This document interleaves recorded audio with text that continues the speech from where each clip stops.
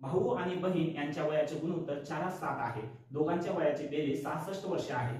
तर बहीण भावापेक्षा किती वर्षांनी मोठी आहे? त्यांच्या वयाचं गुणोत्तर काय दिलेलं आहे? 4:7 दिलेलं आहे. भावाचं वयाचं जे गुणोत्तर आहे 4 आणि बहिणीचं 7 आहे. तर त्यांच्या वयांची बेरीज दिलेली आहे आपल्याला. वयाची काय दिलेली आहे? बेरीज. मग वयाची बेरीज दिलेली असेल तर आपण काय करतो? गुणोत्तराची देखील काय करतो? बेरीज करतो. गुणोत्तराची बेरीज किती आहे? 11. म्हणजे एकूण भागापैकी 11 भाग ह्या दोघांच्या वयाची बेरीज असेल तर हे 11 भाग म्हणजे किती? 66 वर्ष आहे. तर ह्या 11 भागाचे किती पट आहे? किती पट आहे?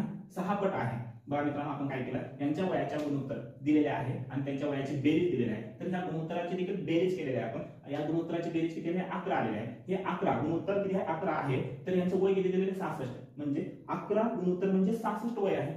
तर ह्या 11चे किती पट आहे? 6 पट आहे. तर 11ची 6 पट केल्यावर आपल्याला त्यांच्या वयाची बेरीज मिळाली. तर ह्या प्रत्येकाचं म्हणजे कोणाचं वय काढायचं असेल त्याच्या प्रत्येकाची 6 पट करा म्हणजे आपल्याला त्याचं वय मिळते. तर आपल्याला वय विचारलेलं नाही, यांच्या दोघांच्या वयामधला फरक विचारलेला आहे. तर गुणोत्तरामधला फरक काढा. गुणोत्तरामधला फरक काढला तर काय ते 3. ह्या 3ची किती करा? याच्या मधला फरक वय काढायचं असेल, फरकाचं वय काढायचं असेल तर याची देखील काय करा? 6 पट करा. 3 6 18. म्हणून बहीण ही मोठं कोण आहे याच्यामध्ये? ज्याचं गुणोत्तर मोठं तो व्यक्ती मोठा असणार आहे. तर बहीण मोठी आहे. तर किती वर्ष किती गुणोत्तराने मोठी आहे? 3 ने.